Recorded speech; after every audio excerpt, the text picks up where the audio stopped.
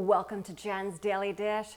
Today we're making macaron or macaron, as the French would say. Well, maybe using a very bad French accent, that's how they would say it. So these are those almond round cookies of those beautiful colors. They can be filled with jam or any type of ganache or chocolate. The possibilities are endless. This cookie is one of those cookies that has a bad reputation. Well, actually, we'll find out if the reputation is true or not. Because have I made this before? No, of course not. So we're going to be baking it together. The macaron cookie actually was from Queen Catherine de' Medici from Italy, who brought it over to France when she was marrying King Henry II. Who knew? I didn't know. Now you do too. So actually, the macaron is an Italian cookie, not a French one. You learn something new every day.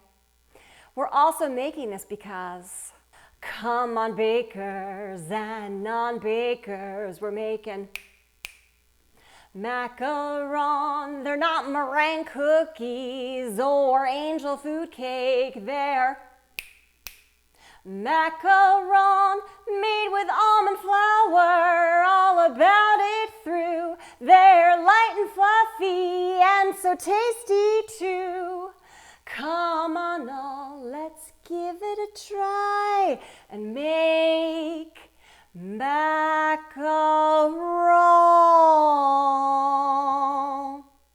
A macaron cookie is actually quite simple to make. Well, we'll find out. Here's the deal. It's made with almond flour, not all purpose, like you would make a typical cookie. And it's made with egg whites, like you would make a meringue. So here's the deal. A meringue cookie is just egg whites, right? We know that. We've done that. Check it out.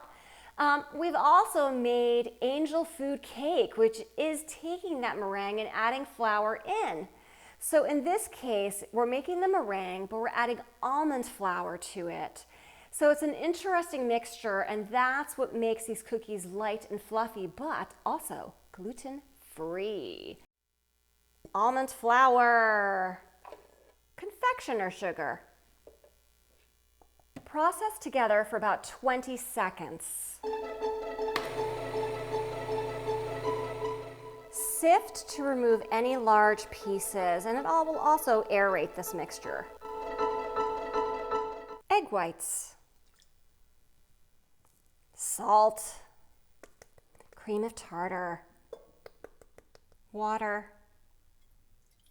granulated sugar, medium heat. Let boil for about 2 minutes until it reaches a temperature of 235 or 240 degrees Fahrenheit. We are there. Take off the heat.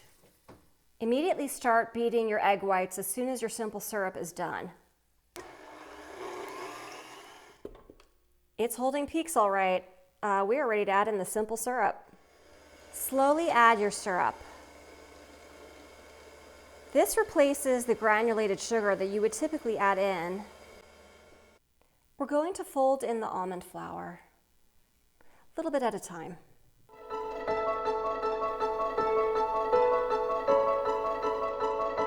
Once it's pretty much folded in, we're going to start stirring until ribbons fall off of my spatula.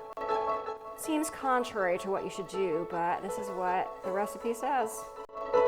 While I'm stirring it, I'm going to go ahead and add some red food coloring in because I want these to be pink. So we'll see how this works. Okay, I've got my pink color. Let's see if we have the ribbons. I think we are there. All right, next step.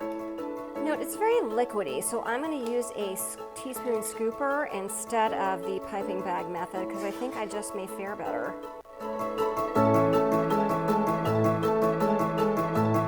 Let them sit out at room temperature for 2 hours.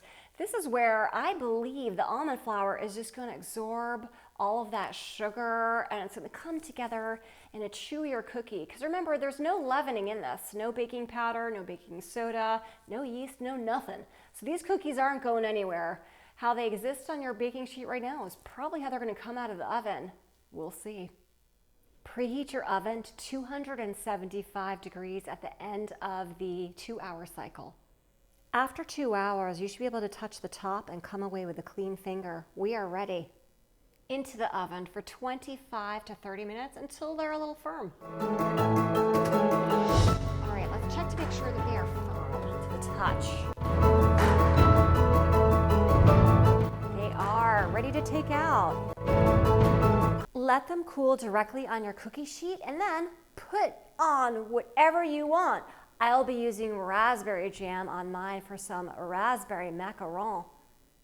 With a thin spatula, just sort of like lift them up from the parchment paper. They are going to be a little sticky, and I'm just going to let them stick there. You get the idea. Match them up so that the sizes are about the same, and then take one of your pieces, put your jam, your ganache, your chocolate, whatever it might be, on it. Spread it around. Put the other half on, and there you have your macaron. Look at this. I mean, seriously, it's a great, lovely, light cookie on top, and it's got that raspberry jam in the middle. This kind of looks like a perfect macaron, but there's only one way to find out.